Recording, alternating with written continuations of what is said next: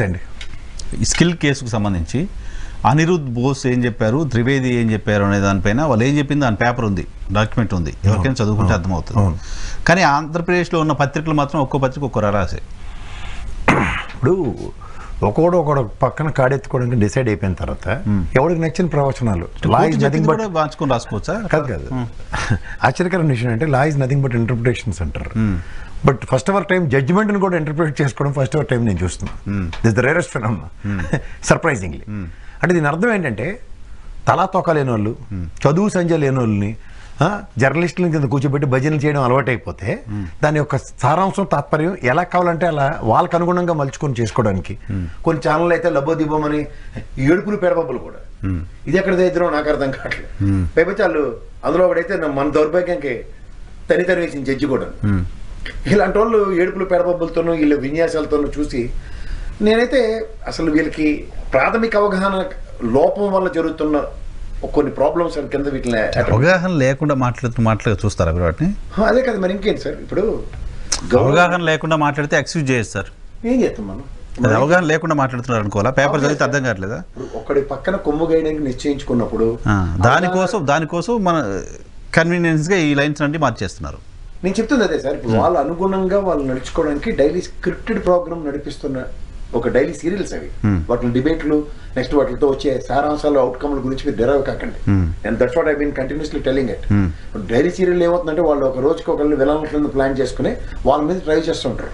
That's what is happening.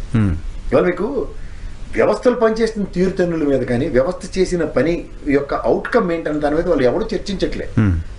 వీళ్ళకి ఎందుకంటే they been accustomed for years together policy matters మీద మాట్లాడడం ఎప్పుడో గాలికి వదిలేశారు. ఎంతసేపు ఒకళ్ళ కుటుంబాల మీద పడేయడం, వ్యక్తిత్వ హననాలకి దీనికి అలవాటు పడిపోతే. తప్పుడు కేసు అని చెప్పిందా సుప్రీంకోర్టు నిన్న? తప్పుడు కేసు ఇదే అని చెప్పిందా?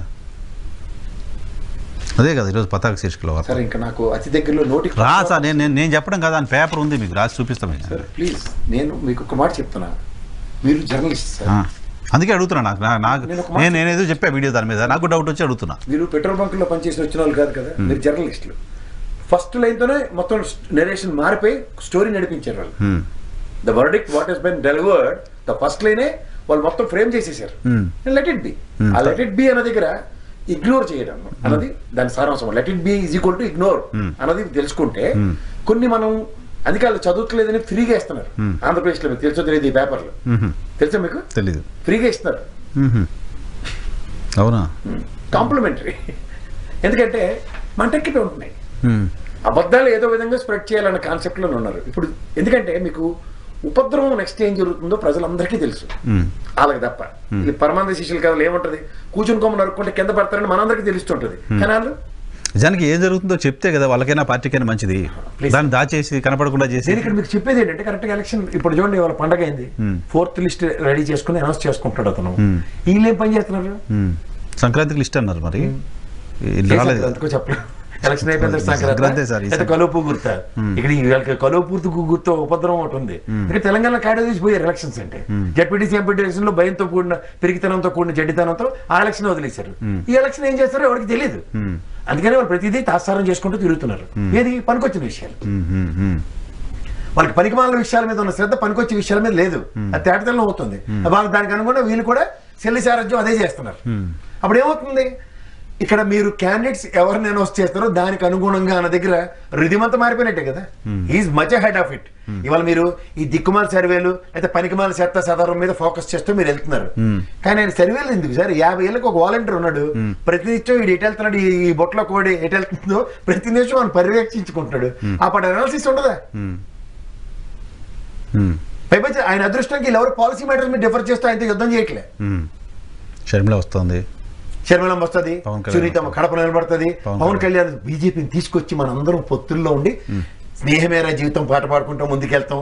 ఇలాంటి పాటలు రానడు కూడా గుడ్డుడికి పాటలు నేర్పినట్టు నేర్పి ఆ రిథమిక్ గా ముందుకు పోవడానికి ప్రయత్నిస్తున్నారు. మొన్నటిదాకా కాలక్షేపం ఏంటి, అవినాష్ రెడ్డి అవినాష్ రెడ్డి అవినాష్ రెడ్డి అవినాష్ రెడ్డి. దానికన్నా ముందు బాబాయ్ హూ కిల్డ్ బాబాయ్ హూ కిల్డ్ బాబాయ్. ఆ పేపర్ ముసలోడు హ్యాపీ అన్నాడు, ఆపేశారు. ఆ ముసలుడు హ్యాపీ అన్నది ఎవరికి అర్థం కావట్లేదు.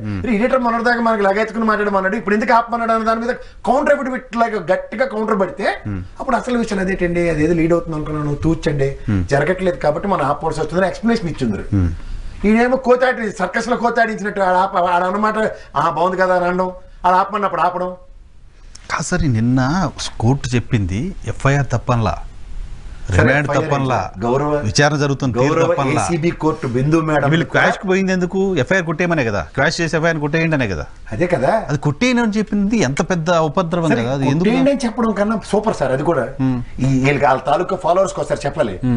క్వాష్ చేసింది ఏంటంటే 17A గవర్నర్ కి చెప్పకుండా ఎత్తుకొచ్చారని ఇప్పుడు చెప్పొచ్చు అని కూడా చెప్పింది. మరి అది కూడా చెప్పింది, అది వినపడదా ఏంటి? ఇంకా అదే ఎవరైతే దాన్నే బొర తక్కువతనం అంటారు.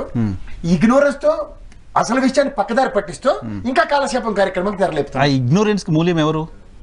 భోగని ఛానల్ తెలుగుదేశం పార్టీ కదా. అరే at the cost of Telugu Desam. ఈ విన్యాసం అంతా at the cost of Telugu Desam చేస్తున్నారు.